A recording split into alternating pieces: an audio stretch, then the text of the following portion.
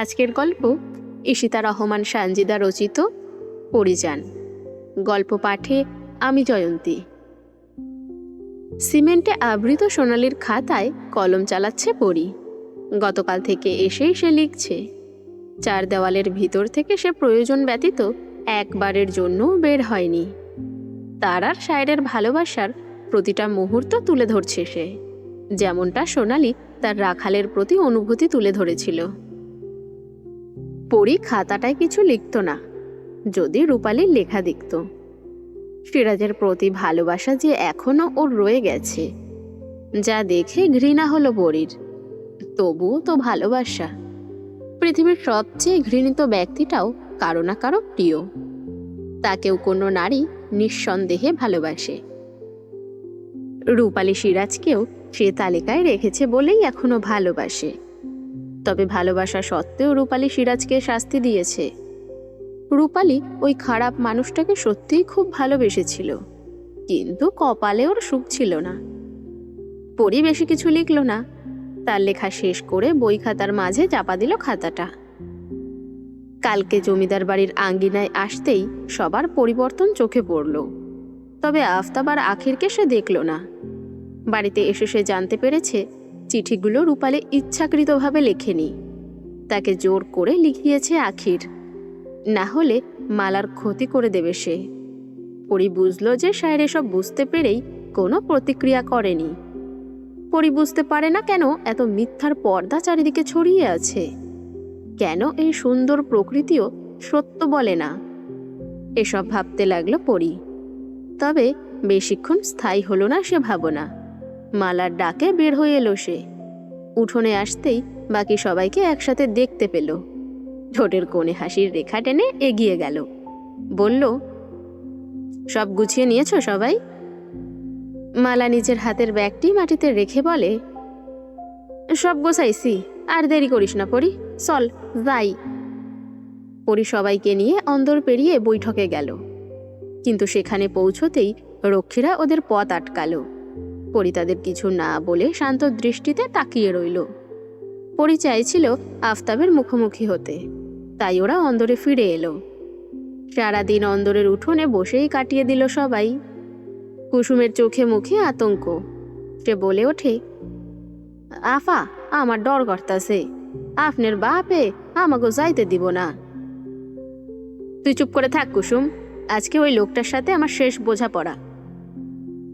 Jasmine কাচুমাচু হয়ে এক কোণে বসে আছে।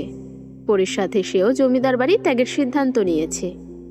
যেই গৃহে শান্তি নেই সে গৃহ বসবাসের অযোগ্য। তাই পরির এক কথায় মালা, জেসমিন, কুসুম, শেফালি ও রূপালী বাড়ি ছাড়তে রাজি হয়। তারা সবাই অতিষ্ঠ। মালা বুঝতে পারে না হঠাৎই পরি এই সিদ্ধান্ত নিল কেন। হয়তো পরির পরিকল্পনা ভয়াবহ কিছু আছে, যা সম্পূর্ণ করার আগে ওদের সবাইকে নিরাপদ স্থানে সরিয়ে ফেলতে চাইছে। মালা নিজেও ধৈর্যহীন হয়ে গেছে, তাই পরির ভরসায় সব ছাড়তে চাইছে। কিন্তু আফতাব কি বলবে? আদেও কি ওদের যেতে দিবে, নাকি পরির উপর আবার হামলা করবে? এসব চিন্তাতে সারা দিন গেল সবার। বিকেলের দিকে আফতাব আখির দুজনেই এলো। তারা আগেই খবর পেয়েছে যে পরি জমিদার বাড়িতে ফিরেছে। দূরগ্রামের একটা কাজে গিয়েছিল তারা, তাই আসতে দেরি হয়েছে। দুই ভাই তৈরি হয়েই এসেছে। পরি স্বাভাবিকভাবেই উঠে দাঁড়ালো। আফতাব বলল, তাহলে আবার ফিরলে তুমি? তো এবার কাকে মারতে এসেছো? আমি কাউকে মারতে আসিনি, আমি সবাইকে নিয়ে যেতে এসেছি। আপনাদের থেকে অনেক দূরে চলে যাব আমরা। আফতাবের পরিবর্তে আখির জবাব দিল, তাহলে গ্রামের লোকজন কি বলবে? কি বলবো সবাইকে? মুহূর্তেই পরির চোখে রাগ দেখা দিল। আপনি চুপ থাকবেন, না হলে আমার পরিকল্পনা বদলে যেতে পারে। আপনার উপর আমার নজর পড়লে আপনারই বিপদ। অতঃপর আফতাবের দিকে তাকিয়ে বলে, আমি কোনো শত্রুতা করতে আসিনি। একজন পিতা তার কন্যাদের হত্যা করতে চায়, তা আমি এই প্রথম আপনাকে দেখলাম। যাই হোক, আমি সবাইকে নিয়ে যেতে এসেছি। আমি চাই আপনি আমাদের যেতে দিন। আর কখনো এই গ্রামে আমরা পা দেব না। ভাই, পরীর কথা শুনবেন না। ও এখন সবাইকে সরিয়ে নিচ্ছে, যাতে পরে আমাদের উপর আক্রমণ করতে পারে। আমি সবই বুঝতে পারছি। পরী, তুই একবার যখন আমাদের জালে এসে পড়েছিস, তাহলে তোকে আমরা যেতে দেব না। দিনের বেলা দিবা স্বপ্ন দেখিস না তুই। পরী হেসে গিয়ে বারান্দায় বসল। আফতাব আখির কিছুই বুঝল না পরীর এহেন কাণ্ডে। আফতাব দেখল পরী ব্যতীত সবাই যার যার ঘরে চলে গেছে। এতেও আফতাব অবাক হলো, তবে তা আমলে নিল না। সে পরীকেই বলে উঠল, তুমি যদি এখানে না আসতে তাহলে তোমাকে খুঁজে বের করতাম। এখন দেখি তুমি সহজেই ধরা দিয়েছ। আফতাবের কথায় পরী চোখ তুলে তাকিয়ে বলল, আমি কি সত্যিই আপনার মেয়ে, নাকি আপনিও আপনার ভাইয়ের মতো? হুঙ্কার ছাড়ে আফতাব। মুখ সামলে কথা বলো পরী। তোমার ভয় হচ্ছে না? আজ তোমাকে কঠিন মৃত্যু দেব আমি। আপনার ভাইকে তো আমি অকেজো বানিয়েছি, কিন্তু আপনার এই অবস্থা কে করলো? আফতাব তেড়ে এলো পরীর দিকে। তখনই একটা নারী কণ্ঠ ভেসে আসে, পরীর গায়ে হাত দিলে তোমার হাত ঠিক থাকবে না, কইয়া দিলাম। আফতাবের চোখ গেল জেসমিনের দিকে। এতটা উন্মাদ হতে জেসমিনকে সে প্রথম দেখল। কৃষ্ণবর্ণ মুখখানাতে তেজি ভাবটা ফুটে উঠেছে। তার চেয়ে বড় কথা, জেসমিনের হাতে রয়েছে বড় তলোয়ারখানা। শুধু জেসমিন নয়, মালা, রূপালী, কুসুম আর শেফালিও রয়েছে। জেসমিন বলে ওঠে, অনেক তো দাপট দেখাইলেন, এইবার আপনারা মাইয়াগো দাপট দেখেন। বড় আফা আর আমি কম সহ্য করি নাই। আইজ হয় আমাগো যাইতে দেবেন, নাইলে আপনার জান নিমু আমি। ভাবছিলাম স্বামী হত্যা মহাপাপ, এখন বুঝতে পারছি আপনার মতো স্বামী হত্যা সবচাইতে বড় পূর্ণ। জেসমিনের এই রূপ সবাইকে অবাক করে দিয়েছে, শুধু পরী হাসছে। আখির আফতাবের কানে ফিসফিস করে বলে, পরিস্থিতি ভালো না ভাই, সবাইকে পরী এসব বুঝিয়েছে। ওদের আজ ছেড়ে দিলে পরে আবার আমাদের উপর হামলা করবে, পুলিশকেও বলতে পারে। তাই ওদের এখানেই শেষ করে দেওয়া উচিত। তাহলে গ্রামের লোকদের কি বলবো? সবাই যখন জানতে চাইবে কি বলবো? গ্রামের সবার সাথে তো আমরা পারবো না। ওসব পরে ভাবা যাবে। আপনি এক কাজ করুন, এখন সবাইকে বেঁধে ফেলুন। রাতের আধারে সবাইকে বাগান বাড়িতে নিয়ে শেষ করে দিব।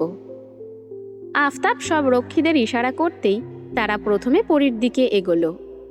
জেসমিন সামনে এসে সবাইকে বারণ করতে লাগলো, কিন্তু কেউই তার কথা শুনছে না। শেষে সে তলোয়ার চালিয়ে দেয়। পরীর মতো দক্ষ নয় জেসমিন, তাই তার হাতটা একজন রক্ষী বন্দি করে নিল। পরী এক মুহূর্ত দেরি না করে লাথি মারে রক্ষীর বুক বরাবর এবং মালার হাত থেকে ছিনিয়ে নেয় তলোয়ার। সাথে সাথেই একজনের বুক ভেদ করে পরীর তলোয়ার। তাজা রক্ত গড়িয়ে পড়ার সাথে সাথে সেও লুটিয়ে পড়ে মাটিতে। বাকি সবাই পিছিয়ে গেল। আখির দ্রুত বাইরে গিয়ে সবাইকে ডেকে আনে, যাতে পরীর বিরুদ্ধে লড়াই করা সহজ হয়। ঘটনা সব কিছু দ্রুত ঘটতে লাগলো। আশেপাশের সব কিছুই বুঝে ওঠা মুশকিল। এসব দেখে ভয় পেল মালা। ভয়ঙ্কর কিছুর আভাস পাচ্ছে সে। বাপ মেয়ের যুদ্ধ শেষে কোন দিকে মোড় নেবে? ওরা তো চলে যেতেই চেয়েছিল, কিন্তু আফতাব তাতে বাধা দিয়ে সব গন্ডগোল পাকিয়ে দিল। পরীর সাথে মালা বাদে সবাই যোগ দিল, তবে এতগুলো লোকের সাথে পেরে ওঠা কষ্টকর। বাইরে থেকে লোকজন আরও আসার আগেই কুসুম অন্দরের লোহার দরজাটা আটকে দিল। রক্ষীদের হাতে শুধু লাঠিই ছিল, অস্ত্র থাকে বাগান বাড়িতে, কিন্তু পরী যে অন্দরে অস্ত্র রেখেছে তা জানা ছিল না কারোর। অস্ত্র থাকার কারণে আফতাবের লোকেদের কাবু করা খুব বেশি কঠিন হলো না। রক্তস্রোত ভেসে গেল অন্দরের উঠোন। তবে সবার দেহেই প্রাণ আছে, কিন্তু জখম হয়েছে। এদের মধ্যে কেউ কেউ উঠে দাঁড়াতে পারছে না, বিধায় মেঝেতে শুয়ে রইল। আর কিছুক্ষণ পর বোধ হয় তাদের প্রাণ পাখি উড়াল দিবে। পরিস্থিতি খারাপ দেখে আখির দরজা খুলে পালিয়ে যাচ্ছিল। রূপালী পিছন থেকে টেনে ধরে। আখিরকে উদ্দেশ্য করে বলে, কুত্তার বাচ্চা, এখন পালাচ্ছিস কেন? আমাদের মারবি না? নারী শক্তি কখনো দেখেছিস? তবে আজ দেখ। রূপালী আখিরকে মারতেই যাবে, তখনই ভারী কিছুর আঘাতে ওর দেহ শান্ত হয়ে গেল। সবাই স্তব্ধ হয়ে তাকালো আফতাবের দিকে। রক্ষীরা সব একদিকে সরে দাঁড়ালো। রান্নাঘর থেকে পাথর এনে রূপালীকে আঘাত করেছে আফতাব। পরিবনের নিষ্প্রাণ দেহের দিকে তাকিয়ে রইল নির্বিশেষ। তখনই পরিচিত কণ্ঠস্বরে চোখ তুলে তাকালো। শায়েরার নাইম এসে পৌঁছে গেছে।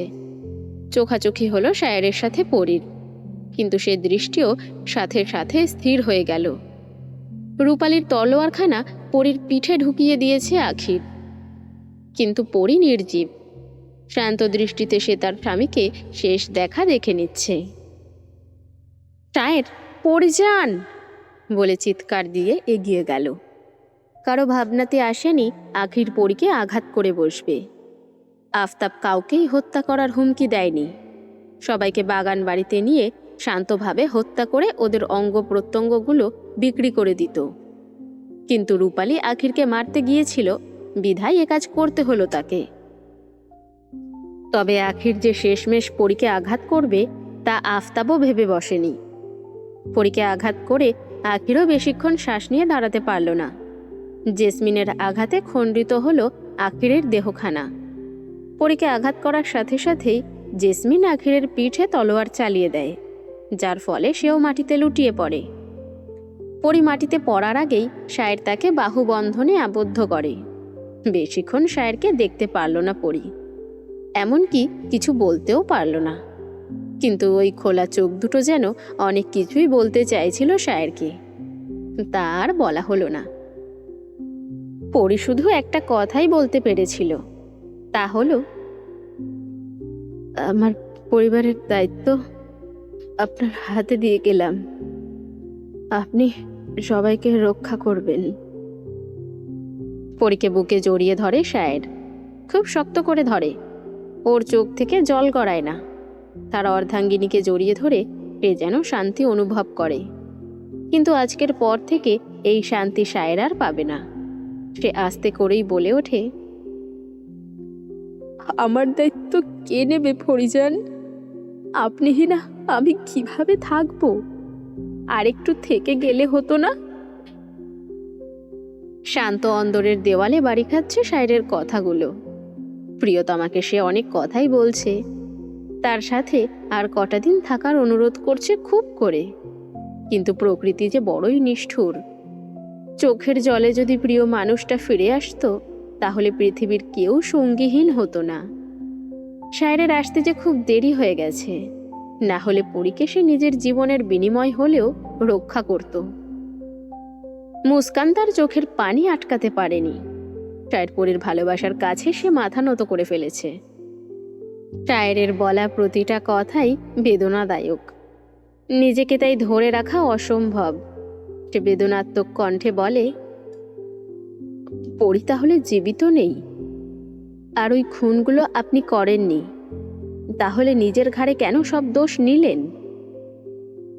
আমার পরিজন তার পরিবারকে রক্ষা করতে বলেছিল, আমি তাই করেছি। এর বিনিময়ে আমি আমার পরিজনের কাছে চলে যাব। এর থেকে সুখ করার কি আছে? জমিদার আফতাব বেঁচে ছিল, ওনাকে মারল কে? পরিজনকে নিয়ে চলে আসার পর ওনার 2 স্ত্রী তাকে খুন করেছে। ওনারা এখন কোথায়? আর পরীকে নিয়ে আপনি কোথায় গিয়েছিলেন? স্যার বেশ বিরক্ত হলো মুস্কানের কথায়। আপনি অনেক বেশি প্রশ্ন করেন। বিরক্ত লাগলেও আমাকে বলতে হবে। আমি আমার পরিজনকে নিয়ে নবীনগর ফিরে যাই, সেখানেই তাকে কবর দেই এবং 3 বছর সেখানেই ছিলাম। তারপর পুলিশ আমাকে গ্রেফতার করে নিয়ে আসে। বুঝলাম আপনার কথা। আপনি যদি 3 বছর নবীনগর থাকেন, তাহলে পরীর মা, মালা ও জেসমিন কোথায়? আর জুম্মান, পিকুলি বা কোথায়? জানি না ওনারা কোথায়, কিন্তু ওই দিন আমি সবাইকে বলেছিলাম ওনারা যেন দূরে কোথাও চলে যায়। মুস্কান আর শায়েরের সামনে বসে থাকলো না, উঠে চলে গেল। নুরুজ্জামানও এতক্ষণ সব শুনছিল। সে বুঝতে পারে শায়ের নির্দোষ হয়েও নিজের ঘাড়ে সব দোষ কবুল করে নিয়েছে। মুস্কান নুরুজ্জামানের সাথে তার কেবিনে গিয়ে বসল। তারপর রেকর্ডারটা নুরুজ্জামানের কাছে দিল। গোপনে সে শায়েরের সব কথাই রেকর্ড করে ফেলেছে। নুরুজ্জামান সেটা হাতে নিয়ে বলল, এই কেস এবার ঘুরবে। সবার আগে প্রধান আসামিদের গ্রেফতার করা হবে। আমার মনে হয় আপনার স্বামী মানে ডক্টর নাইম সব জানে। আগে তাকেই প্রশ্ন করতে হবে। বাদল দিনের মতো করে বৃষ্টি ঝরছে শহর জুড়ে। হঠাৎ বৃষ্টিতে এলোমেলো হয়ে গেল মানুষজন। অনাকাঙ্ক্ষিত কোনো কিছুই ভালো না, যেটা এই বৃষ্টি প্রমাণ করে দিচ্ছে। ফল ফলাদির দোকানির তাদের জিনিসপত্র ঢাকতে ব্যস্ত। হাসপাতালের সামনেই সারিবদ্ধভাবে ফলের দোকান রয়েছে, কেননা রোগীর জন্য ফলের বিশেষ আয়োজন। আত্মীয়রা দেখতে আসলে ফল নিয়েই আসে। দোকানিরা কুল হারালো বৃষ্টির জন্য। ফল মূল বৃষ্টি থেকে আড়াল করার চেষ্টা করতে লাগলো সবাই। এমনই সময় পুলিশের জিপটা থামল। নুরুজ্জামান বৃষ্টি মাথায় তাড়াহুড়ো করে হাসপাতালের ভেতরে চলে গেল। ওনার সাথে মুস্কানও এসেছে। নাইম তার চেম্বারে বসে রোগী দেখছে। এমন সময় পুলিশ দেখে সবাই স্বাভাবিকভাবেই নিল, কারণ দেশে খুন খারাপি অহরহ ঘটছে।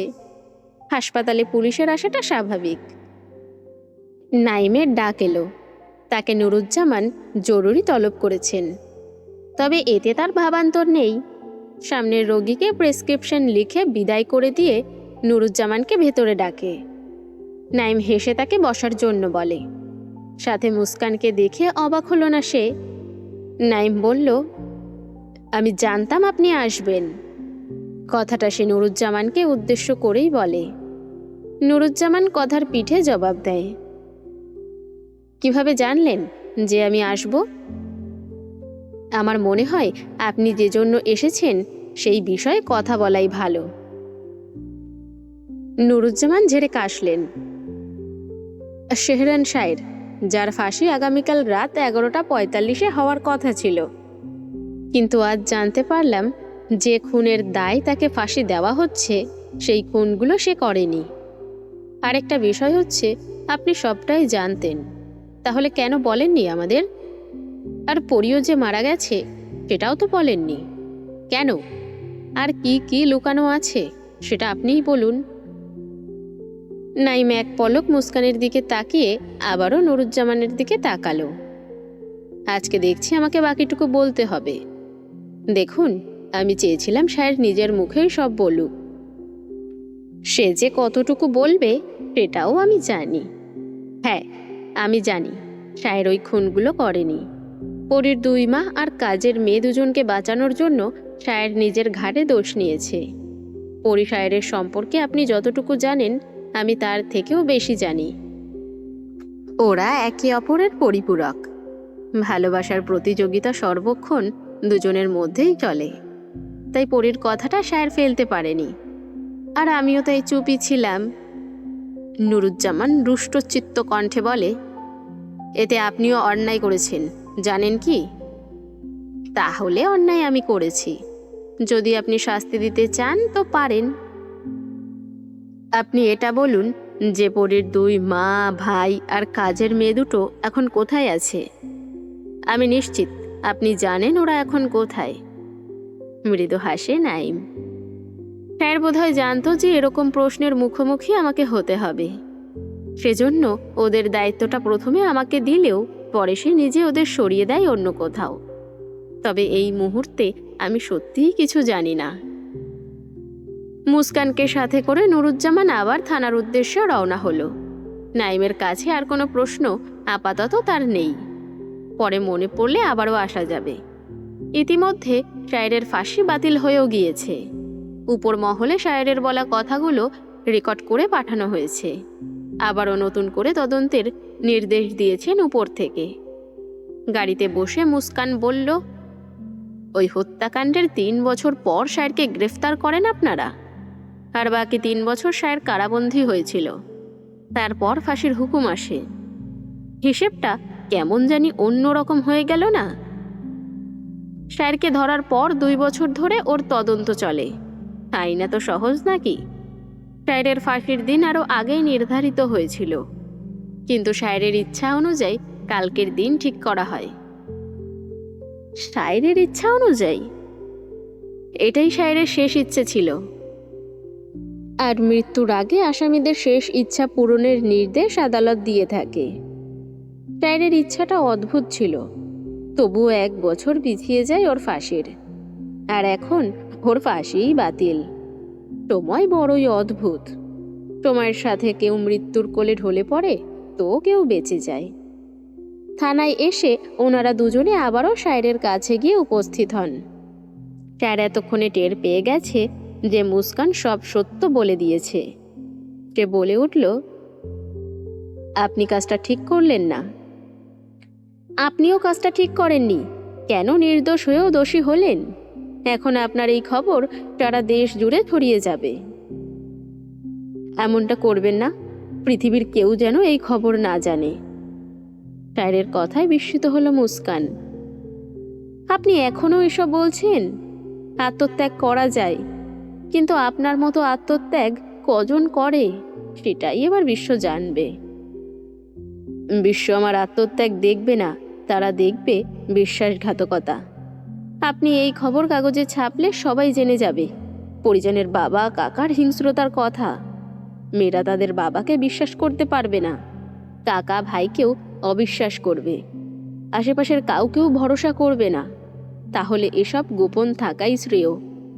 দোষীরা তো শাস্তি পেয়েছেই। মুস্কান ভেবে দেখল শায়েরের কথাগুলো চিরন্তন সত্য। এই সমাজে প্রতিষ্ঠিত হতে অনেক কাঠখড় পোড়াতে হয়, কিন্তু বদনাম হতে 1 মুহূর্তও সময় লাগে না। এখন সবাই যদি জানে আফতাব পিতা হয়েও তার কন্যাদের হত্যা করেছে, তাহলে কোনো মেয়েই তার বাবাকে চোখ বন্ধ করে আর বিশ্বাস করবে না।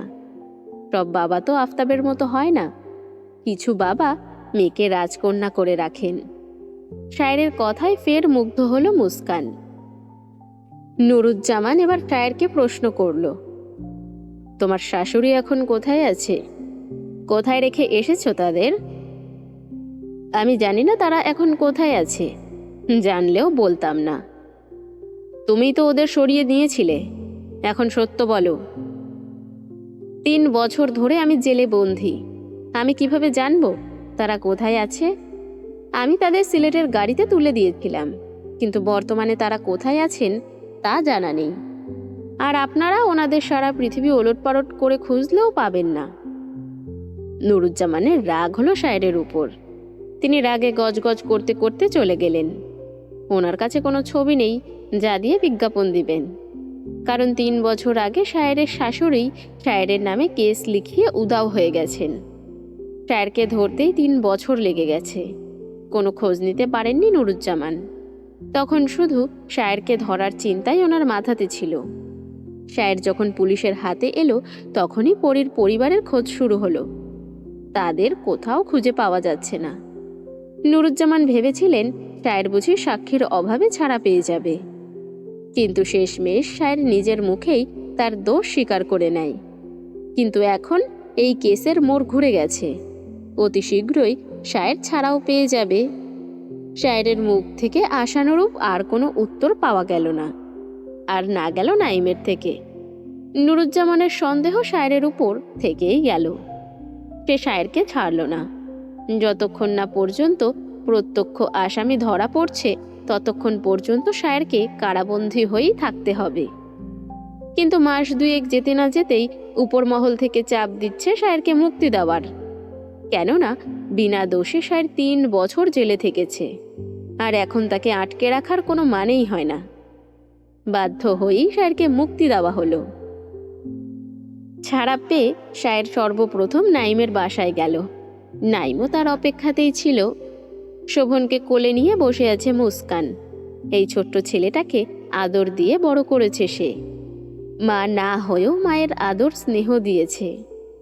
আজ সে কিভাবে শোভনকে শায়েরের কাছে দিয়ে দেবে? বুক ভেঙে কান্না আসছে ওর, চোখ থেকে পানি গড়িয়ে পড়ছে। শোভন অনেকবার জিজ্ঞাসা করেছে মুস্কান কাঁদছে কেন। কোনো উত্তর দিতে পারেনি সে। শুধু অশ্রুসিক্ত নয়নে শোভনের দিকেই তাকিয়ে রইল। দরজা খুলে শায়েরকে ভেতরে আনলো নাইম। শায়েরকে দেখেই কেঁপে উঠল মুস্কান। 2 হাতে আঁকড়ে ধরল শোভনকে। অচেনা মানুষের আগমন ঘটতেই শোভন প্রশ্ন করে বসে, ইনি কে আম্মু? সবার দৃষ্টি ঠেকল শোভনের মুখপানে। নাইম কোনো ভনিতা না করেই জবাব দিল, তোমার আব্বু। ছোট্ট শোভন অবাক চোখে দেখল শায়েরকে। শুভ্র পাঞ্জাবিতে আবৃত পুরুষটির মুখ ভর্তি দাড়ি, চুলগুলো এলোমেলো, কিন্তু চোখের দিকে তাকাতেই স্থির হলো শোভনের দৃষ্টি। হিসাব মেলাতে পারছে না শোভন। মুস্কানের কোল থেকে নেমে সে নাইমের হাত ধরেই বলল, আমার আব্বু তো তুমি, তাহলে এই লোকটা আমার আব্বু হলো কিভাবে? নাইম হাঁটু গেড়ে শোভনের সামনে বসে পড়ে। দু হাতে শোভনের গাল দুটো ধরে বলে, দেখো বাবাই, আমরা সব সময় চোখে যা দেখি আর কানে যা শুনি তা সত্য হয় না। সেই রকমই তুমি এতদিন যাদের মা বাবা বলে জেনে এসেছ, তারা তোমার মা বাবা নয়। তোমার বাবা ওই যে লোকটা দাঁড়িয়ে আছে, উনি। আর আজ ওনার সাথেই তুমি চলে যাবে। একদম মন খারাপ করবে না। শোভন কি বুঝল তা জানে না নাইম। তবে শোভন বলে উঠল, তাহলে আমার আসল মা কোথায়? আমাকে তোমাদের কাছে কেন দিয়ে গেছে? তোমার সব প্রশ্নের জবাব তোমার আব্বুই দিতে পারবে। যাও তোমার আব্বুর কাছে। নাইম আর মুস্কানকে করুণ চোখে দেখে সে শায়েরের কাছে গেল। শায়ের এতক্ষণ চুপ থেকে ছেলেকে দেখছিল। কতটা সহজে সব মেনে নিল। ছেলেটা পরীর স্বভাব পেয়েছে বটে, কঠিন ব্যক্তিত্ব সম্পন্ন। শোভনকে কোলে তুলে নিল শায়ের। গালে হাত রেখে কপালে চুমু খেয়ে বুকে জড়িয়ে নিল ছেলেকে। বাবার গলা ধরে কাঁধে মাথা রাখলো শোভন। বাবা বাবা গন্ধ পাচ্ছে, তাই শক্ত করেই বাবার গলা ধরে রেখেছে সে। শায়ের চলে যাওয়ার আগে নাইম মুস্কানকে সে উদ্দেশ্য করে বলে, আমি জেল থেকে ছাড়া পেতে চাইনি, কিন্তু যখন পেয়ে গিয়েছি তখন আমি আমার ছেলেকে নিয়ে আলাদা দুনিয়ায় চলে যাব। আপনাদের ধন্যবাদ এতদিন আমার সম্পদকে আগলে রাখার জন্য। আপনাদের এই ঋণ আমি কোনো দিন পরিশোধ করতে পারবো না। শায়ের চলে যেতেই নাইম বসে পড়ল মেঝেতে। এতক্ষণ বহু কষ্টে নিজেকে সামলেছে সে, কিন্তু আর নিজেকে ধরে রাখতে পারল না।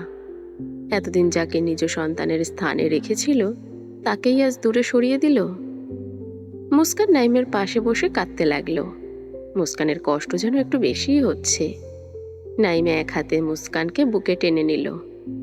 কষ্টের মাঝেও একটুখানি শান্তি অনুভব করলো মুস্কান। মানুষের একদিক দিয়ে কষ্ট আসলে অন্য দিক থেকে সুখ আসে যেন। আজ শোভন চলে গেল, কিন্তু নাইম কাছে টেনে নিল মুস্কানকে। সেদিনের পর আরো 5 মাস কেটে গেছে। নুরুজ্জামান সব সময় শায়েরকে চোখে চোখে রাখতো আড়াল থেকে, যদি কোনো খবর পাওয়া যায়। কিন্তু না, কোনো খবর পাওয়া গেল না। শায়ের ছেলেকে নিয়ে দিব্যি দিন কাটাচ্ছে। এতে বিরক্ত নুরুজ্জামান। কেসটা এত দূর এসে থেমে গেল যেন। আর কোনো তথ্যই পাচ্ছেন না তিনি। শুধুমাত্র একটা খবর তিনি পেয়েছেন, সেটা হলো জুম্মান ওর বাবার সমস্ত সম্পত্তি বিক্রি করে দিয়ে দেশ ছেড়ে চলে গেছে, তাও অনেক বছর আগে। আর কিছুই জানা যায়নি, তাই এই কেস আপাতত বন্ধ। নতুন বাড়িতে বাবার সাথে বেশ কাটাচ্ছে শোভন। মুস্কান আর নাইম প্রায়শই দেখা করতে আসে শোভনের সাথে। এভাবেই ওদের দিন কাটছে। একদিন সকালবেলা হলুদ খামের চিঠি হাতে শায়েরের কাছে গেল শোভন। চিঠিটা শায়েরের দিকে এগিয়ে দিল। ছেলের মাথায় হাত বুলিয়ে চিঠিটা খুলল সে। 7 বছরের অপেক্ষা শেষ হতে চলেছে। আপনার শাস্তির মেয়াদ শেষ। বাগানে অসংখ্য ফুল ফুটে আছে, কিন্তু মালের অভাবে তা খুব তাড়াতাড়ি ঝরে পড়তে চলেছে। ভ্রমরগুলো অভিমান করে ফিরে যাচ্ছে। সৌন্দর্য শূন্য হতে চলেছে মন বাগান। শূন্যতা খুব শীঘ্রই পূর্ণতা পেতে চাইছে। এ দূরত্ব কি ঘুচবে না? চিঠিটা পড়ে মৃদু হাসে শায়ের। বাবার হাসি দেখে শোভন জিজ্ঞাসা করে, কার চিঠি ছিল আব্বু? শোভনকে কাছে টেনে নিল শায়ের। বুকে জড়িয়ে ধরেই বলল, নতুন দিনের সূচনা হতে চলেছে আমার রাজকুমার। আমাদের গন্তব্য এখনো শেষ হয়নি। নতুন সফরের জন্য তৈরি হও। এলোকেশি রাখি শাক তুলছে রাস্তার ধারে এসে। রাস্তার পাশে পাটখড়ির তৈরি জানালাগুলো বাঁশের সাহায্যে দাঁড় করানো। পুঁইশাক গাছের লতাগুলো চারিদিকে ছড়িয়ে আছে। দেখতে বেশ হয়েছে। ভাইয়ের ঘাড়ে বসে আর কতদিন খাবে সে? ভাইয়ের বউ কথা শোনাতে পারলেই বাঁচে, তাই শাকসবজি চাষ করে দুটো টাকা রোজগার করে। সম্পান থাকলে কি এই দুর্দিন দেখতে হতো? ছেলেটা অভিমান করে তাকে ছেড়েই চলে গেল। সেই সময় লখা যাচ্ছিল সেখান দিয়ে, হাতে তার গাঁদা ফুলের মালা। রাখির মনে পড়ে গেল আজ ইন্দুর ছোট ছেলের অন্নপ্রাশন। মহা ধুমধামে তা পালন করা হচ্ছে। রাখি মনে মনে ভাবে, যদি বিন্দু সম্পান থাকতো তাহলে ওদের ঘরেও সন্তান থাকতো। লখা রাখিকে দেখে জিজ্ঞাসা করে, কিবা আসো মাসি, শরীর ভালা তো? রাখি মলিন হেসেই জবাব দিল, ভালা রে লেখা, ইন্দুর পোলা কি ভালা আছে? হ, ভালাই আছে। তুমি একটু পরে যাইও, কিন্তু আমার খাড়ানোর সময় নাই। লখা দ্রুত পায়ে প্রস্থান করে। লখার চলে যাওয়ার পরপরই চুলধারি ভর্তি একটা পাগলের আবির্ভাব হলো। চুল দাড়ি এতই ঘন যে তাকে চেনার উপায় নেই। চেহারারও বিশ্রী অবস্থা। গ্রামের কিছু মেয়ে ছেলে পাগলটাকে উত্ত্যক্ত করছে আর তার পিছু পিছু আসছে। রাখি আবারও মুখ ফেরালো। এই পাগলটাকে দেখে ঘৃণা হচ্ছে তার। কি নোংরা! টুখানের পর আরো 2 পাগল নূরনগরে দেখা গিয়েছে। তারা কোথা থেকে এসেছে, নাম কি তা কেউই জানে না। চেহারা দেখে কিছু বোঝারও উপায় নেই। এতে গ্রামের কোনো ব্যক্তি মাথা ঘামায় না। পাগলের আবার কিসের পরিচয়? রাখি শাক তুলে নিয়ে চলে গেল। পিছন ফিরে ছেলে মেয়েগুলোকে হাসি ঠাট্টা করতে দেখে হাসল সে। আস্তে করেই বলে উঠল, যেমন কর্ম তেমন ফল। যে রাজ্য চায় সে হয় ভিখিরি। চোখের জল মুছে রাখি নিজ গন্তব্যে চলে গেল। শোভন আজকেও একটা হলুদ খামের চিঠি পেল। পিয়ন চিঠিটা দিতেই ওলট পালট করে দেখল সে। চিঠিটা কোথা থেকে এসেছে তা দেখতে চাইল, কিন্তু প্রেরকের কোনো ঠিকানা নেই। বিরক্ত হলো শোভন। নাকের ডগা ক্রমশ লাল হতে লাগলো তার। সামনের দোকানে চিনি কিনতে গিয়েছিল সে। স্যার বারণ করা সত্ত্বেও সে চিনি কিনে বাসায় ফিরছিল। বাসার গেইটের সামনে এসে দাঁড়াতেই পিয়ন চিঠিটা ধরিয়ে দিয়ে গেল। শোভন ধীর পায়ে ঘরে ঢুকতেই চেয়ারে বসা নুরুজ্জামানের দিকে চোখ গেল ওর। শায়েরের সাথে হাত নাড়িয়ে কথা বলছেন তিনি। চিঠিটা মুড়িয়ে মুঠোবন্দি করে নিল সে। যথাস্থানে চিনি রেখে শায়েরের কাছে গিয়ে দাঁড়ালো সে। নুরুজ্জামান এতক্ষণে শোভনকে খেয়াল করে। শোভন পকেট থেকে চিঠিটা বের করে শায়েরের দিকে তুলে ধরে বলে, আব্বু, তোমার চিঠি এসেছে। শায়ের থমকালো। নুরুজ্জামানের সামনেই দিতে হলো চিঠিটা। বিন্দু বিন্দু ঘাম দেখা দিল শায়েরের কপালে। ছো মেরে চিঠিটা নুরুজ্জামান কেড়ে নিলেন। খাম খুলে চিঠি বের করে পড়তে লাগলেন। তবে লেখাগুলো পড়ে তার ভাবভঙ্গি পরিবর্তন হয়ে গেল। তারপর শায়েরের দিকে সেটা এগিয়ে দিল। শায়ের ভাবাচাকা খেয়ে গেল। সে নিজেও পড়া শুরু করলো। আমি তোমাকে খুব ভালোবাসি আব্বু। তুমি পৃথিবীর সেরা আব্বু। আমাকে কত আদর করো। আমি তোমার সাহসী রাজকুমার। চোখ তুলে শায়ের তাকালো ছেলের দিকে। শোভন খিলখিল করে হেসে উঠল। তাজ্জব বনে গেল নুরুজ্জামান। তিনি এসেছিলেন শায়েরের সাথে কেস নিয়ে আলোচনা করতে, কিন্তু আশানুরূপ কিছুই পেলেন না। উল্টে বোকা বনে গেল। সে ভেবেছিল এই চিঠিতে বোধহয় কিছু আছে, কিন্তু তার ধারণা ভুল প্রমাণিত হলো। নুরুজ্জামান চলে যেতেই শোভন পকেট থেকে আসল চিঠিটা বের করে দিল। শায়ের বেশ অবাক হলো ছেলের কাণ্ডে। এতটা চতুরতার সাথে কাজটা কিভাবে করলো সে? ভয় পাইয়ে দিয়েছিল। মায়ের মতোই হয়েছে একদম। শায়ের আবারও হাসল। শোভন জিজ্ঞাসা করে, আমরা কবে যাচ্ছি আব্বু? খুব শীঘ্রই যাব আমরা রাজকুমার। তোমার জন্য অনেক বড় উপহার আছে সেখানে। উপহারটা কি তা আমি জানি। তুমি জানো কিভাবে? শোভন কিছু বলল না, চুপ করে নিজের ঘরে চলে গেল। স্কুল ব্যাগটা খুলে একটা খাতা সে বের করল। সিমেন্টের মলাটের খাতাটা অনেকবার পড়া হয়ে গেছে। বাংলা রিডিং সে খুব ভালো করেই পড়তে পারে। শোভন এই খাতাটা মুস্কানকে অনেকবার পড়তে দেখেছে, তাই নিজের ব্যাগে করে খাতাটা সে নিয়ে এসেছে। এই খাতাটা অনেকবার তারও পড়া হয়ে গেছে। পেটে কিছু বাক্য পড়ে শোভনের জন্যও লিখে গেছে, আমার রাজকুমার, আল্লাহর অনুমতিতে আমাদের আবার মোলাকাত হবে। সেই লেখাটায় হাত বুলিয়ে খাতাটা বুকে চেপে ধরল। মুখে হাসি ফুটে উঠল। আল্লাহ অনুমতি দিয়েছেন আম্মিজান। দরজার আড়ালে দাঁড়িয়ে শায়ের ছেলের কথা শোনে। এতটা বুদ্ধিমত্তার অধিকারী এই ছেলে, যা শায়েরকে প্রতি পদে পদে বিস্মিত করে দিচ্ছে। নুরুজ্জামানকে যেভাবে ঘোল খাওয়ালো, ভাবতেই হাসি পেল ওর। মুস্কানকে তাড়া দিচ্ছে নাইম। তৈরি হতে সময় লাগছে বলে মৃদু ধমকাচ্ছে। আপাতত নাইমের কথায় পাত্তা দিচ্ছে না মুস্কান। সবুজ রঙের শাড়িটি পরিপাটি করে তারপর বের হলো সে। আজকে দুজনেই কাজ থেকে ছুটি নিয়েছে, কিন্তু মুস্কান জানে না নাইম তাকে এখন কোথায় নিয়ে যাবে। অনেকবার জিজ্ঞাসা করেও কোনো উত্তর মেলেনি নাইমের কাছ থেকে। তাই হতাশ হয়ে নাইমের পিছু ধরে সে। মুস্কানের একটা হাত চেপে ধরে নাইম।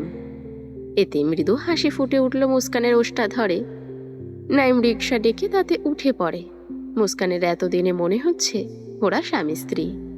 এতগুলো বছর শোভন ছাড়া নাইম কিছুই বোঝেনি, কিন্তু আজ নাইম মুস্কানের এত কাছে এসেছে। ভালোই লাগছে মুস্কানের। এতদিনে অন্তত স্বামী স্ত্রীর সম্পর্কটা গাঢ় হয়েছে। রিকশা থেকে নেমে ট্যাক্সি নিল ওরা। নাইম এখনো মুখ খোলেনি। ঢাকা ক্যান্টনমেন্ট স্টেশনে ট্যাক্সি থামে। মুস্কান অবাক হয়ে চারিদিক দেখে। সাংবাদিক হওয়ার দরুন দেশের সব জায়গাতেই সে গিয়েছে। এই স্টেশন থেকে ঢাকা টু কলকাতার ট্রেন ছাড়ে, মানে ভারত যাওয়ার ট্রেন। মুস্কান অবাক হলো এই ভেবে যে নাইম এখানে কেন আসলো। মুস্কানকে তার সাথে নিয়ে আসার কারণ কি? নাইমের তো কোনো আত্মীয় ভারতে থাকে না, তাহলে এখানে আসার কারণটা কি? এসব ভাবতে ভাবতেই হাতে টান পড়ল। নাইম ওর হাত ধরে স্টেশনের ভেতরে নিয়ে গেল। মুস্কানও পা চালায় নাইমের পিছু পিছু। কিছু দূর গিয়ে শায়েরকে দেখেই থমকে যায় সে। সাদা রঙের পাঞ্জাবি পরে দাঁড়িয়ে আছে শায়ের, হাতা কনুই পর্যন্ত গোটানো, চোখে সুরমা দেওয়া, ঠোঁটে সুন্দর হাসি। পরীর বলা মালির সৌন্দর্য চোখের সামনে দেখছে সে। পরীর বর্ণনা হুবহু মিলে গেছে। তবে মুস্কান আরও অবাক হলো শোভনকে দেখে। অবিকল বাবার বেশ ধারণ করেছে সে। টানা টানা চোখে সুরমা পড়েছে বাবার মতো, সাদা পাঞ্জাবি গায়ে জড়ানো। মুস্কানকে চোখে পড়তেই শোভন দৌড়ে গিয়ে ওর কোলে উঠে পড়ল। মুস্কান শোভনকে বুকে জড়িয়ে ধরে নাইমের দিকে তাকালো। নাইম বুঝলো এবার তার চুপ থাকলে চলবে না। শায়ের শোভনকে নিয়ে কলকাতা চলে যাচ্ছে, ওখানেই থাকবে ওরা। বিস্ময় বিমূঢ় মুস্কান। তাহলে তো আরও দেখা হবে না শোভনের সাথে। ওর চোখের পানি আটকাতে পারেনি শায়ের আর শোভনকে। ট্রেন ছাড়ার সময় আসতেই নিজ কামরায় গিয়ে বসে ওরা। শোভন জানালা দিয়ে উকি দিয়ে শেষবারের মতো নাইম মুস্কানকে বিদায় জানায়। অতঃপর শায়েরকে বলে, কিছু পেতে হলে কিছু ত্যাগ করতে হয়, তাই না আব্বু? ছেলের কথায় মুচকি হাসল শায়ের। অবশ্যই, সব কিছু একসাথে পাওয়া অসম্ভব। দুনিয়াকে তুমি যা দেবে, দুনিয়াও তোমাকে তাই দেবে। তুমি দুনিয়াকে কি দিয়েছিলে আব্বু, যার জন্য এতদিন কষ্টে ছিলে? দীর্ঘশ্বাস ফেলে শায়ের জবাব দিল, কিছু সময় আমি দুনিয়াকে কষ্ট দিয়েছিলাম, তাই আমিও কষ্ট পেয়েছি। তবে আমি ভালোবাসাও দিয়েছি, তাই তো এখন বাকি জীবনে দুনিয়াও আমাকে ভালোবাসা দেবে। কিন্তু আমি সবসময় এই দুনিয়াকে ভালোবাসা দেব। ছেলের কথায় হাসল শায়ের। লম্বা ভ্রমণ শেষে ট্রেনটি পৌঁছলো ভারতে। তবে কলকাতা স্টেশনে নামল না শায়ের।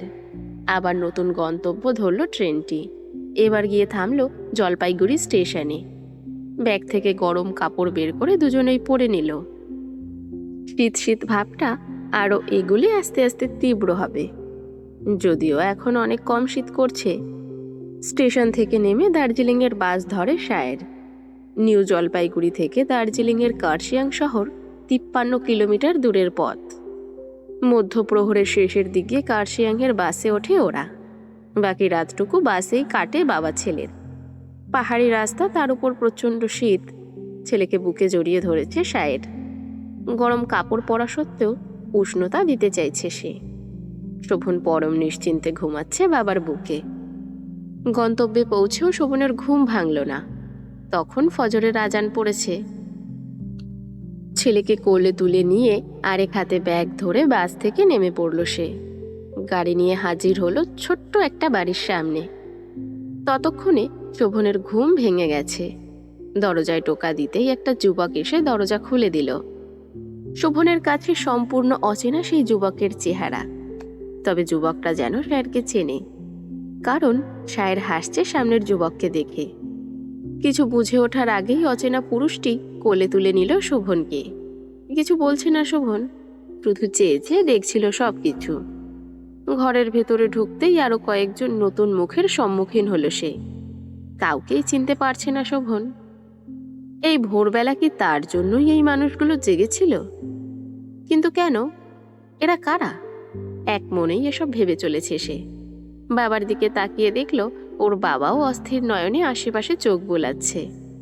শায়ের অস্থিরতা দেখে অচেনা যুবকটি বলে উঠল, সে ঘরে নেই, সে পাহাড়ে। বাক্যটা শেষের সাথে সাথে শায়ের অস্তিত্ব যেন মুহূর্তেই মিলিয়ে গেল। শায়ের ছুটল পাহাড়ের দিকে। তবে তাকে কেউ বাধা দিল না। বাধা দেওয়ার সাহস যেন কারোরই নেই। প্রকৃতিও চায় শায়ের পদচারণ পাহাড়ে পড়ুক। শীতের কুয়াশাগুলো যেন সাক্ষী থাকতে চায় উতলা পুরুষটির ভালোবাসার। তাই তারাও শায়ের সাথে ধেয়ে যাচ্ছে পাহাড়ে। গন্তব্য যখন শেষ হলো, দূরে একটা নারী অবয়ব ভেসে উঠল। এই শীতের মধ্যেও নারীটির শরীরে নেই কোনো শীত নিয়ন্ত্রিত বস্ত্র। পাতলা শাড়ি পরে সে খোলা চুলে দাঁড়িয়ে আছে বললে ভুল হবে। কোমল হাতে সে স্পর্শ করছে চা পাতাগুলোতে। কচি পাতা ছিঁড়ে রাখছে হাতে থাকা ছোট্ট ঝুড়িতে। কিছু পল থেমে গিয়ে ধিমি পায়ে সামনে এগোচ্ছে শায়ের। ঠোঁট জোড়া প্রসারিত করে সে একটা শব্দ উচ্চারিত করতেই নারী অবয়বটির হাত থেমে গেল। সূর্য এখনো দিগন্তে দেখা দেয়নি। সহজে দেখা দেবে বলে মনেও হয় না। কুয়াশাচ্ছন্ন চারদিক। দূর দূরান্তে কিছুই দেখা যাচ্ছে না। যদিও কার্শিয়াংয়ের শীত দার্জিলিংয়ের মতো তীব্র নয়, এখানকার আবহাওয়া সারা বছরই আরামদায়ক। তবু আজ যেন কুয়াশা আর শীত অন্য দিনের তুলনায় একটু বেশি। কাছের কিছুও স্পষ্ট দেখা যায় না, ধোঁয়াশা লাগছে সব। প্রকৃতিও যেন অপরূপ সৌন্দর্য ঢেলে দিয়েছে ধরণীতে। সেই জন্যই বোধহয় কুয়াশাচ্ছন্ন পৃথিবীটা মোহনীয় লাগছে। ধীর পায়ে সামনে এগিয়ে যাচ্ছে শায়ের। নারী অবয়বটির মুখ স্পষ্ট দেখা যাচ্ছে না কুয়াশার জন্য, তাই সে সামনের দিকে অগ্রসর হচ্ছে। কুয়াশা ভেদ করে সে এলোকিসী তনয়ার সামনে এসে দাঁড়ালো। 7 বছর পর মধুরতম কণ্ঠস্বর শায়নের কাছে পৌঁছালো। আসসালামু আলাইকুম মালি সাহেব। বহুদিনের তৃষ্ণা যেন নিবারণ হতে চলেছে শায়েরের। তবুও গলা শুকিয়ে কাঠ হয়ে গেছে ওর। শুষ্ক গলায় সালামের উত্তর দিল সে। ওয়ালাইকুম আসসালাম পরিজান। কেমন আছেন? পরীর এই প্রশ্নের জবাব দিল না শায়ের। উল্টো নিজেই প্রশ্ন করে বসল, আমি কি আপনাকে জড়িয়ে ধরতে পারি? তৃষ্ণায় বুকটা খা খা করছে। শীতকালকেও আমার কাছে তেজস্ক্রিয় চৈত্রের মতো মনে হচ্ছে। 2 কদম এগিয়ে এলো পরী। তার পায়ে জুতো নেই। শীতল কার্শিয়াংকে সে পরিপূর্ণভাবে আজ উপলব্ধি করতে চাইছে। শায়েরের এই প্রশ্নের পরিবর্তে সেও প্রশ্ন করে, আমি কি আপনাকে অনুমতি দিতে পারি? পরী মুচকি হাসল কথাটা বলে। বিপরীতে শায়েরও মুচকি হাসল। তবে সে খেয়াল করলো তার চোখ ঝাপসা হয়ে আসছে। পরীর চোখেও অশ্রুকণা সে দেখতে পেল। শায়েরকে দাঁড়িয়ে থাকতে দেখে পরী নিজেই এগিয়ে এসে জড়িয়ে ধরে শায়েরকে। স্বামীর গলায় মুখ ডুবিয়ে দিয়ে তার শরীরের ঘ্রাণ চুম্বকের মতো টেনে নিল নাকে। শক্ত করে শায়েরের গলা আঁকড়ে ধরে রইল সে। নিজের অর্ধাঙ্গিনীকে ধরে 7 বছরের তৃষ্ণা মেটাতে লাগলো শায়ের। এত কাছে আসার জন্যই তো এত দূরত্ব ছিল তাদের মধ্যে। এরকম সুন্দর সমাপ্তি পাওয়ার জন্য 7 বছর কেন, 7 যুগ দূরে থাকতে শায়ের রাজি। তবুও যেন ওর সমাপ্তিটা তার পরিজানের সাথেই হয়। পরীকে নিজের থেকে ছাড়িয়ে ওর সারা মুখে চুমুখে আবার জড়িয়ে নিল নিজ বক্ষে। পরী শুধু স্বামীর পাগলামই দেখতে লাগলো আর অশ্রু বিসর্জন দিতে লাগলো। পরীকে বুক থেকে সরিয়ে সোজা করে দাঁড় করালো শায়ের। তারপর বলল, আপনি শীতের কাপড় পরেননি কেন? ঠান্ডা লাগবে তো। তৎক্ষণাৎ নিজের গায়ের চাদরখানা পরীকে পরিয়ে দিল। শীত আপনার লাগবে না, ঠান্ডা তো আপনারও লাগবে। পাথরের অশ্রু আসে না, তেমনি ছেলেদের কষ্টও কষ্ট মনে হয় না। পরী মৃদু হাসল। অনেক কথা জমে আছে মালি সাহেব, পাহাড় সমান কথা। আপনি শুনবেন? আল্লাহ আমাকে আপনার জন্যই সৃষ্টি করেছেন। আপনি সব সময় একে অপরের কথা শুনব। দূরে থাকলে একে অপরের কথাই ভাবব। আপনি বলুন, আমি আজ আর কিছুই বলবো না, আপনার সব কথা শুনে যাব শুধু। আমাদের দূরত্ব তাহলে ঘুচল? আপনার আমার মাঝে দূরত্ব কখনোই ছিল না। এই 7 বছর আমি আপনার মধ্যেই ছিলাম আর আপনি আমার ভেতর। অনেক কষ্ট দিয়েছি আপনাকে আমি, ক্ষমা করুন আমাকে। পরী ঠোঁটে আঙ্গুল চেপে ওকে চুপ করিয়ে দিয়ে শায়ের বলে উঠল, আপনি ক্ষমা চাইছেন কেন? আপনি আপনার স্থানে সঠিক ছিলেন আর সর্বদা থাকবেন। আমি সেই আগের পরিজনকে সবসময় দেখতে চাই। কথা দিচ্ছি আর কখনোই আপনাকে দূরে ঠেলে দিব না। শেষ নিঃশ্বাস ত্যাগ করার সময়ও আপনাকে আমার চোখ দুটো খুঁজবে। আমি যতটা নিঃশ্বাস নেব তা আপনার সাথেই নেব। যত দুর্গম রাস্তাই হোক না কেন তা আপনার সাথেই হাঁটব। আল্লাহ যদি তার ইবাদত ব্যতীত কারো ইবাদত করার হুকুম দিত, তাহলে আমি একমাত্র আপনার ইবাদত করতাম পরিজান। টলমলে চোখে পরী বলে উঠল, এত সুখ আমি কোথায় রাখি মালি সাহেব? আপনার ভালোবাসার গভীরতা যে আমি মাপতে পারছি না। আমার ভালোবাসা অনেক গভীর পরিজান। এই গভীরতা মাপতে গেলে আপনি তল খুঁজে পাবেন না, তলে হারিয়ে যাবেন। প্রকৃতিকে চমকে দিয়ে কুয়াশা সরে যাচ্ছে। হয়তো সূর্যি মামা শীঘ্রই উকি দেবে। তার যেন হিংসা হচ্ছে এই মুহূর্তে। সে ব্যতীত প্রকৃতি সাক্ষী হয়েছে শায়ের পরীর ভালোবাসার। শায়ের পরীকে আবার বুকে টেনে নিয়ে শোধায়, অবাধ্য মন শুধু আপনাকে পাওয়ার জন্যই আরাধনা করে। আমার হৃদস্পন্দন শুনে বুঝতে পারছেন কি? পরী জবাব দেওয়ার সময় পেল না। তার আগেই নিজের সন্তানের মুখে আম্মিজান ডাকটা তার হৃদস্পন্দন বাড়িয়ে দিল। শায়ের বুক থেকে মাথা তুলে শোভনের দিকে তাকালো। দৌড়ে আসছে শোভন। পরী এগোলো না। শোভন কাছে আসতেই হাঁটু মুড়ে সে জড়িয়ে ধরল তার ছেলেকে। খুশিতে আত্মহারা মাকে পেয়ে শোভন। পরী ছেলের কপালে কয়েকবার চুমু খেল। এর থেকে সুন্দরতম দৃশ্য বোধহয় প্রকৃতিতে আর হতেই পারে না। সূর্য ধরণীতে উঁকি দিতেই শায়ের, পরী, শোভন সেদিকে তাকালো। এক নতুন দিনের সামিল হলো 3 জন। সাথে নতুন জীবন শুরু করার দৃঢ় প্রতিজ্ঞাবদ্ধ হলো ওরা। শোভন দুহাতে মায়ের গাল ধরেও দেখল তার মাকে। ঠোঁটে হাসি ঝুলিয়ে বলল, আমার আম্মিজানের থেকে সুন্দর নারী এই পৃথিবীতে কেউ নেই। ছেলের কথায় হাসল পরী। মা ছেলেকে দেখে শায়েরও হাসল। পরী আর ওর দূরত্ব শায়ের মেনে নিতে পেরেছে, কিন্তু মা ছেলের দূরত্ব মানতে শায়েরের অনেক বেশি কষ্ট হয়েছে। তবে এছাড়া তখন কোনো উপায় ছিল না। নাইম তখন পরীর সাথে শোভনকে দিতে রাজি হয়নি। অতটুকু বয়সে শোভনের কষ্ট হতো। পরীরা তখন পালিয়ে এসেছিল বাংলাদেশ থেকে। নৌকো করে পাড়ি দিতে হয়েছিল নদী। বর্ডার পার হতে অনেক কসরত করতে হয়েছে। নাইম তো ভেবেই শোভনকে পরীর সাথে আর যেতে দেয়নি। সেদিন পরী বারবার অশ্রুসিক্ত নয়নে ছেলেকে দেখেছিল। বেশিক্ষণ বুকে জড়িয়ে ধরে রাখতে পারেনি। সময় খুব কম, তাই জীবন সঙ্গী আর সন্তানকে বিদায় দিয়ে পরি পাড়ি জমায় ভারতের কার্শিয়াং শহরে, সাথে ওর পরিবারও। তবে সবাই আলাদা আলাদাভাবে বর্ডার পার হয়ে এসেছে। পরবর্তীতে সবাই এক হয়েছে। জুম্মান পিকুলকে নিয়ে আগেই সেখানে ছিল। রূপালীকে জমিদার বাড়িতে নিয়ে যাওয়ার আগেই জুম্মান আর পিকুলকে সেখানে পাঠিয়ে দেওয়া হয়। পরবর্তীতে পরীরাও জুম্মানের কাছে চলে আসে। তারপরই জুম্মান পরীর চিকিৎসা করায়। ভারতের চিকিৎসা পরিস্থিতি অনেক ভালো। ডাক্তার দেখানোর পর তারা পরীকে প্লাস্টিক সার্জারির কথা বলে, এতে সে তাড়াতাড়ি সুস্থ হবে। কিন্তু পরী জানত এতে ওর চেহারার বেশ পরিবর্তন আসবে। সেজন্য পরী নিজেই নাকচ করে দেয়। থাক না তার পোড়া মুখ, সে তার মালির পরিজন হয়েই বাকি জীবনটুকু কাটিয়ে দিতে পারবে। কিন্তু বোনের সিদ্ধান্ত মেনে নিল না জুম্মান। প্লাস্টিক সার্জারি না করলেও চিকিৎসা চালিয়ে গেল সে। পরী শুধু বিস্মিত নয়নে জুম্মানকে দেখেছিল সেদিন।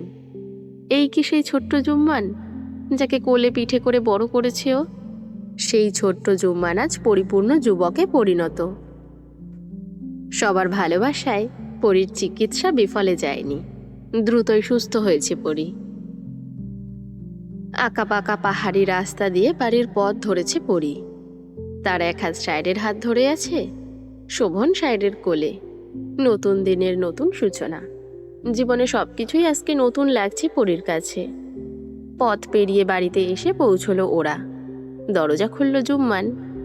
সায়ের পরী ভেতরে প্রবেশ করতেই জুম্মান বলে উঠল, পরী আপা, তোমার ছেলে ভীষণ চতুর। সুন্দর ভাই বাইরে যেতেই সেও ইচ্ছা পোষণ করে তোমার কাছে যাবে। আটকাতে পারলাম কই? ওকে পাহাড়ে নিয়ে যেতেই আমাকে বাড়িতে পাঠিয়ে দিল। শোভন ঠোঁট ফুলিয়ে রাগ দেখিয়ে বলে, মা বাবা আর ছেলের মাঝে অন্য কাউকে আসতে নেই, তা জানো না বুঝি মামা? জুম্মান ভরকে গেল শোভনের কথায়। জানলে কিভাবে আমি তোমার মামা? শোভন হাসল জুম্মানের কথায়। ছেলের মাথায় হাত বুলিয়ে পরী জিজ্ঞাসা করে, চিনলে কিভাবে মামাকে? বলে দাও। সেটা বলা যাবে না, বাকি সবাই আসুক, দেখি চিনতে পারি কি না। স্যারের কোল থেকে নেমে হট্টগোল শুরু করে দিল শোভন। একে একে সবাই এসে হাজির। শোভন প্রথমে মালার সামনে গিয়ে দাঁড়ালো। সম্পূর্ণ অবলোকন করলো মালাকে। গায়ে শাল জড়ানো সুন্দর নারীটিকে চিনতে অসুবিধা হলো না শোভনের। ওই খাতার বর্ণনা অনুযায়ী শোভন মালা আর জেসমিনকে চিনে ফেলল। কুসুম আর শেফালির নামও বললেও কোনটা কুসুম আর কোনটা শেফালি তা বলতে পারল না। মায়ের মতো সুন্দর আরেকটি নারীকে দেখে শোভন বলে উঠল, তুমি তো মেজো আম্মু, তাই না? কিন্তু তুমি তো মারা গিয়েছো। তাহলে? দাউ দাউ করে আগুন জ্বলছে, উড়ছে কাগজগুলো। চেয়ারে বসে এক দৃষ্টিতে তা দেখছে নাইম। পরীর পাঠানো সমস্ত চিঠি সে আজ পুড়িয়ে দিয়েছে।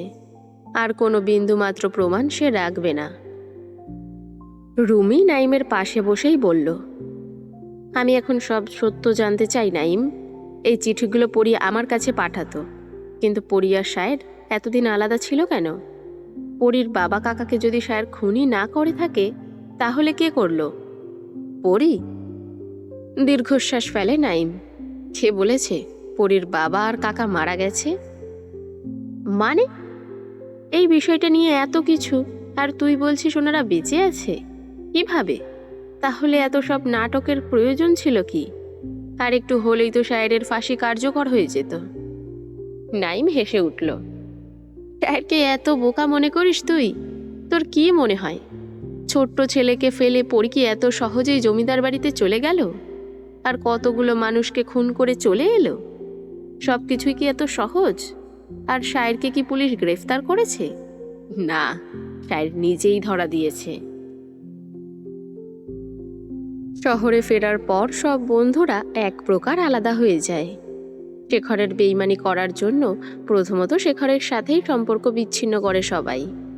নাইম সে সময় জেলে ছিল। ছাড়া পাওয়ার পর ওদের কিয়ৎক্ষণের সাক্ষাৎ ছিল। নাইম বাদে আসিফ, মিষ্টি আর রুমি পাড়ি জমায় বিদেশে।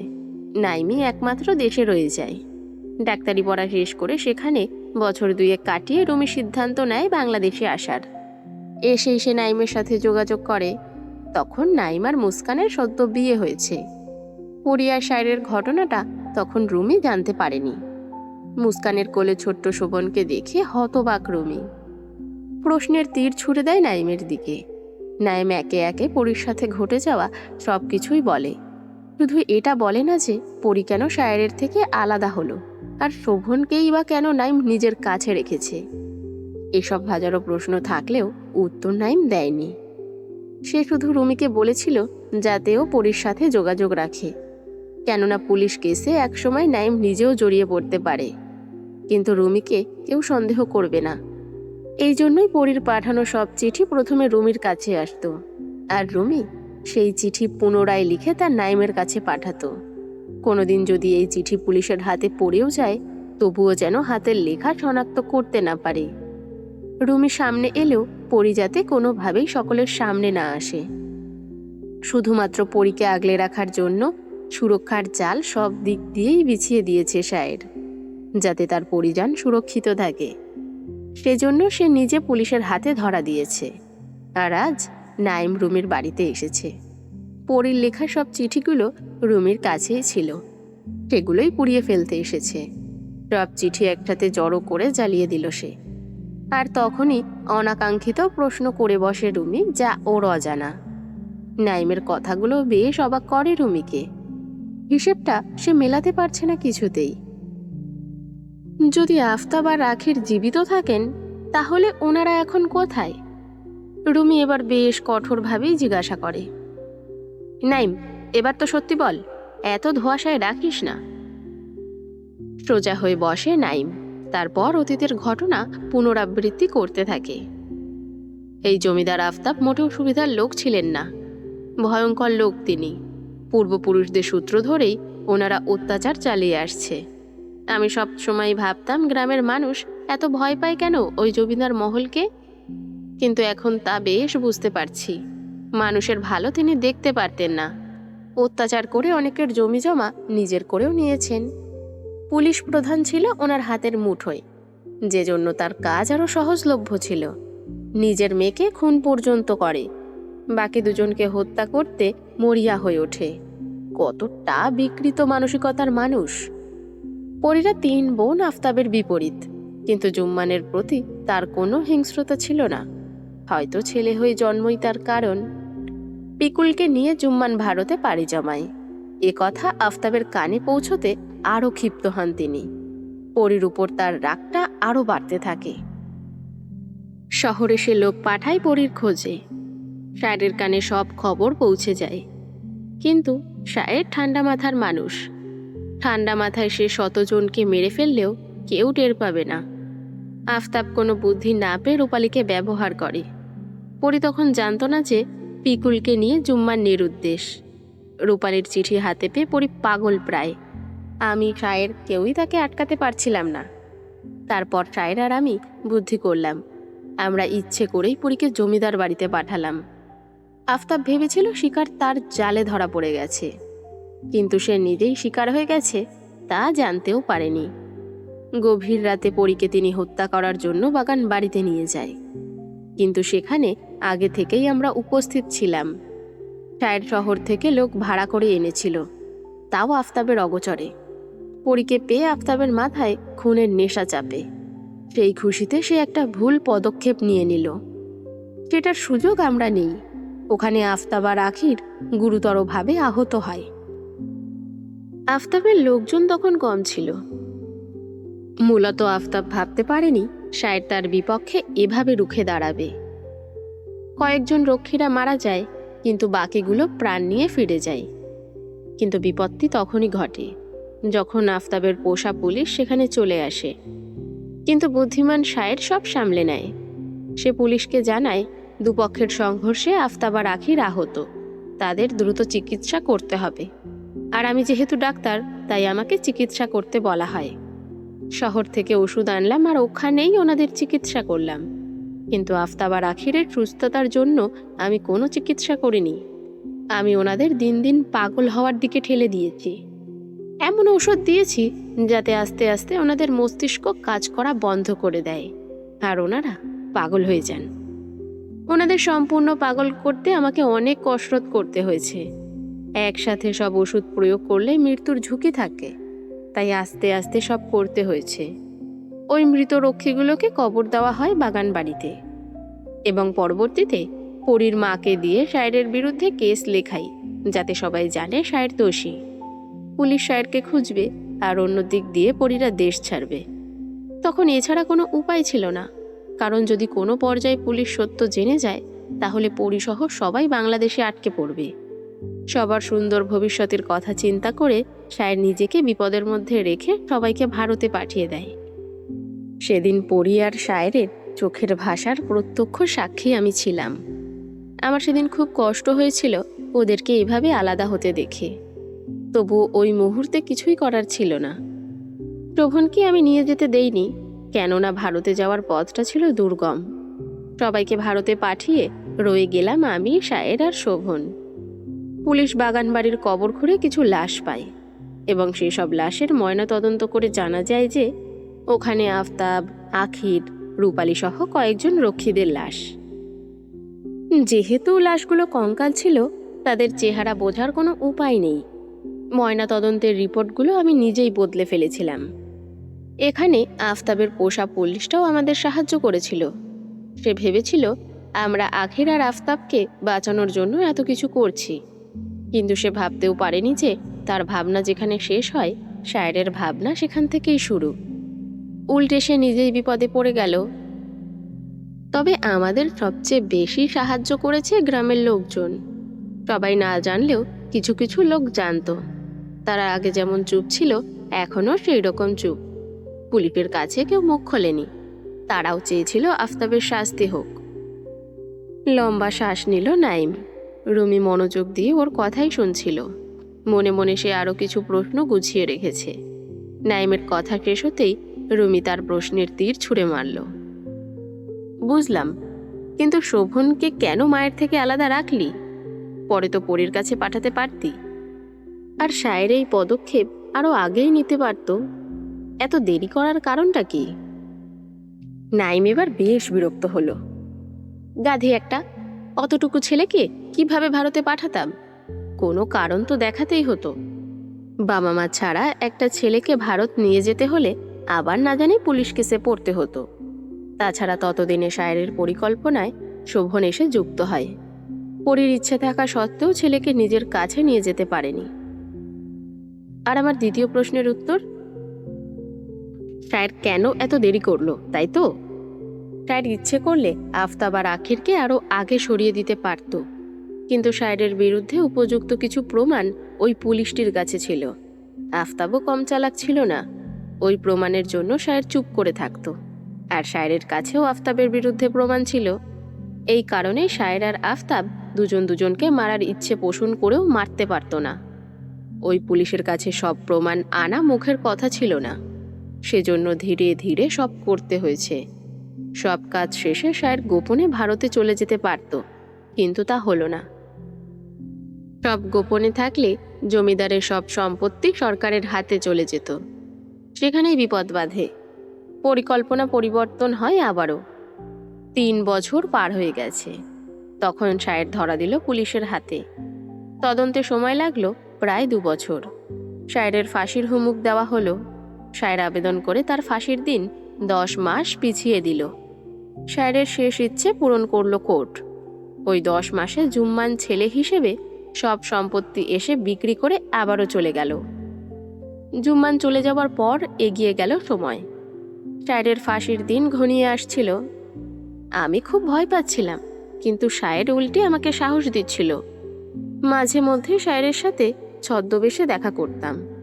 মুসকানের অফিসের বসের সাথে কথা বলে ওদের টিমকে নূরনগর পাঠাই।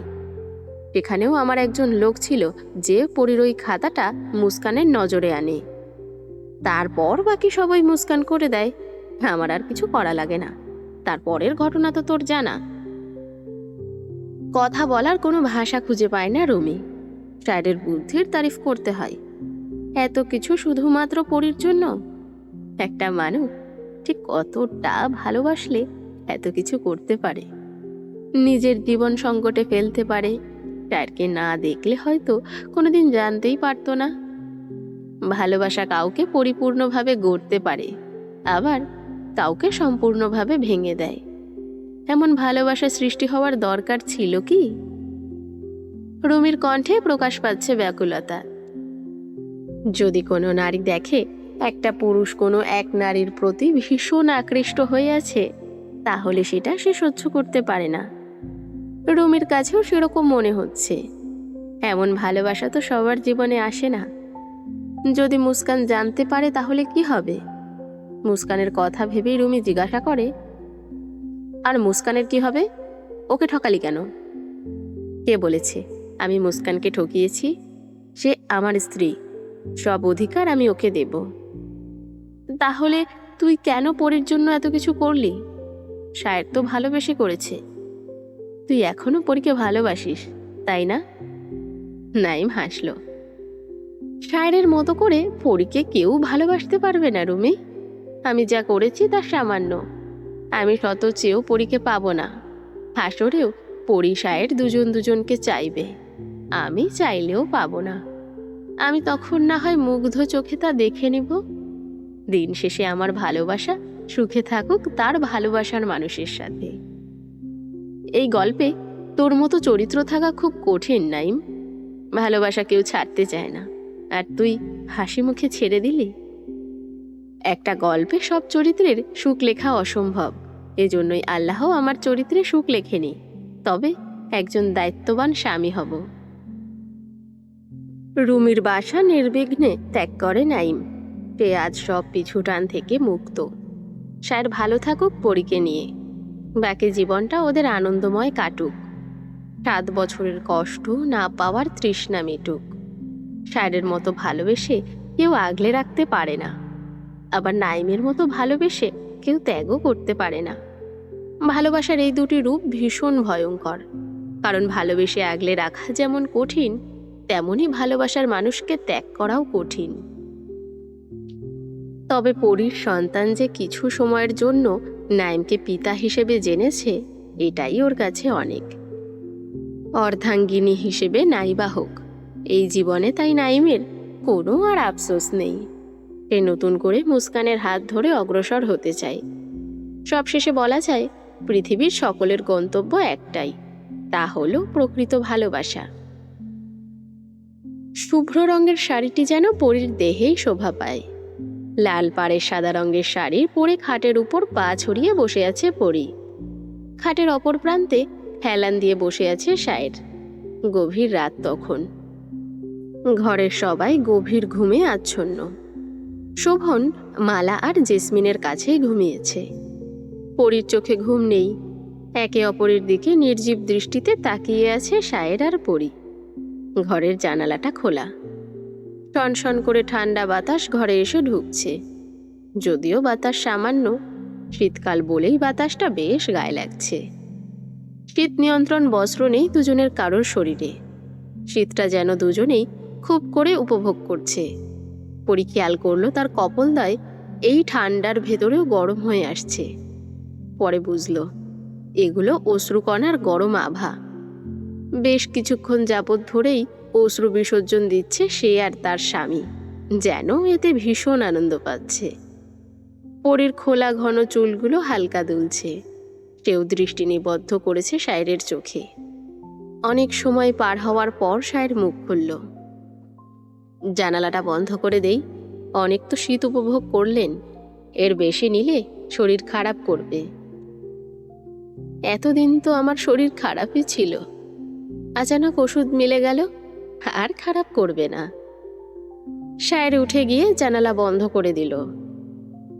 তারপর পরীর সামনে বসে ওর এক পা কোলের উপর রাখল। মসৃণ ফর্সা পায়ে হাত বুলালো। বলল, আমি হিনা খুব কষ্টে ছিলেন কি? উত্তরটা আপনি জানেন, তবুও জিজ্ঞাসা করছেন কেন? জবাব না দিয়ে কেবল হাসল সায়ের। পরী পুনরায় বলে উঠল, ঘুমোবেন না নাকি সারা রাত আমাকে দেখবেন শুধু? আপনি কি চান? আমি আপনার ইচ্ছে জানতে চেয়েছি। আমার থেকে অনেক বেশি কষ্ট আপনি পেয়েছেন। জানেন, আমি ভীষণ ভাগ্যবতী। পিতার স্নেহ আমি পাইনি। কত শত মেয়ের কাছে তার পিতা কোনো এক রাজ্যের রাজা, আর সে রাজকুমারী, কিন্তু আমার কাছে তা শুধুমাত্রই গল্প। তবুও আমার আফসোস হয় না আপনি আছেন বলে। কি এমন জাদু করলেন আমাকে? আমার তো এত ভালোবাসা সহ্য হচ্ছে না। পরীর বাহু শক্ত করে চেপে ধরে কাছে টেনে আনে শায়ের। শক্ত চোখে তাকিয়ে বলে, সত্যিকারের ভালোবাসা সব পরিস্থিতিতেও পাশে থাকে, যেমন আমি ছিলাম আর সারা জীবন থাকব। এজন্যই আমার ভালোবাসা আপনাকে সহ্য করতে হবে। আপনাকে ফিরিয়ে দেওয়ার সাধ্য আমার নেই মালি সাহেব। আপনি আমার স্বামী। যদি আল্লাহ ছাড়া আর কাউকে সিজদা দেওয়ার হুকুম থাকতো, তাহলে আপনার পায়ে সিজদা দিতাম। তাহলে কি করে আপনাকে দূরে ঠেলে দেই বলুন তো? শুধু আমি কেন, মনের মতো পুরুষকে পেলে পৃথিবীর কোনো নারীর ক্ষমতা নেই সেই পুরুষকে ছেড়ে যাওয়া। দম ফেলে ভালো করে শায়ের মুখে চোখ বুলাই পড়ি।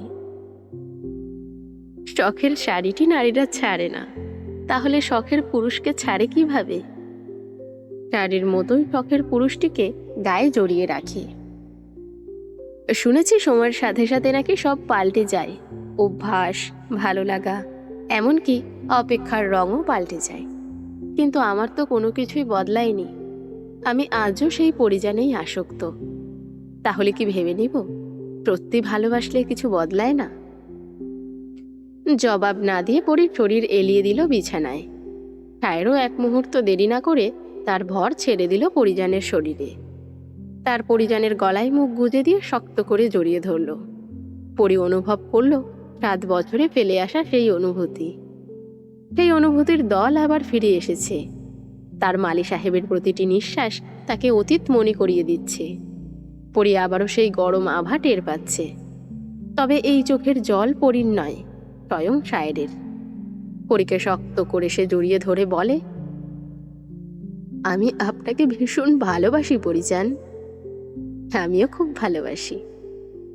তাজমহল দেখতে যাবেন? কেন, কি আছে ওই তাজমহলে? ভালোবাসা। আমার না প্রয়োজন ধনরত্ন, আর না দেখার প্রয়োজন। আমার আপনি সব। ভালোবাসা আছে বলেই বলছি, কিছু তো আছে ভালোবাসায়। না হলে একটা লাশের জন্য কেউ তো আর তাজমহল বানায় না। পরি মৃদু হেসে শায়েরের ঘন চুলে হাত বুলিয়ে দিল। শায়ের আবার ওকে বুঝিয়ে দিল ভালোবাসার আরেক নাম চোখের জল। শায়েরের কথাটাই ঠিক ছিল। শায়ের বলেছিল ওর ভালোবাসায় কাঁদবে পরি, তাই আজও চোখের জল পড়ছে পরির। বহুদিন পর সাক্ষাৎ হলেও মনোমিলন হয়েছে প্রতি ক্ষণে ক্ষণে। শুধু চোখের দেখাটাই যে হয়নি, চক্ষু তৃষ্ণা যে বড় তৃষ্ণা।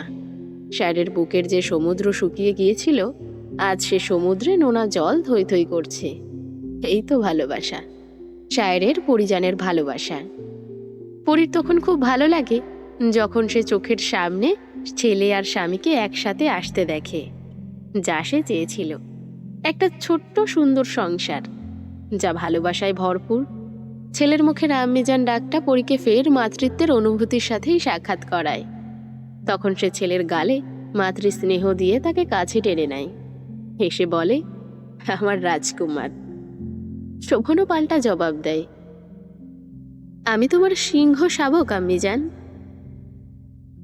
পরি কপালে ভাঁজ ফেলে ছেলের কথার মানে বোঝার চেষ্টা চালায়, কিন্তু সে ব্যর্থ হয়। শোভন তখন হেসে বলে, আম্মিজান, আপনি তো শেরনি, আপনার ছেলে তো শের হবেই।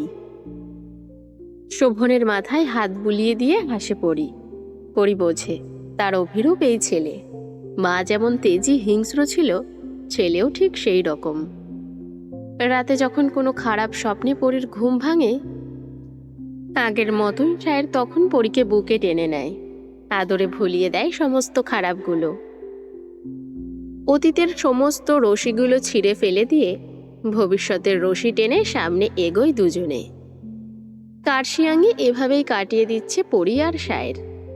সূর্যোদয়ের আগ মুহূর্তে পরি ছুটে যায় পাহাড়ে, তার প্রিয় শীতের সাথে মনোমিলন ঘটাতে। কুয়াশার চাদর গায়ে মেখে এদিক ওদিক ছুটতে থাকে। শিশিরের ঘর ভাঙে তার চরণ তলে, সূর্যকে টেনে আনে ধরায়। ঠিক তখনই পেছন থেকে সেই মধুমাখা কণ্ঠটি শুনতে পায়। সে গলা ছেড়ে ডাকছে পরিজান বলে। অবশেষে সমাপ্ত হলো শায়রার পরিজানের গল্প। ভালো থাকুক সকল ভালোবাসা তার নিজের ভালোবাসার মানুষের কাছে। দীর্ঘ পথের সমাপ্ত হলো আজ। সকলে ভালো থাকুন, সুস্থ থাকুন, আনন্দে থাকুন, আসর সাজিয়ে বাসরে থাকুন। ধন্যবাদ।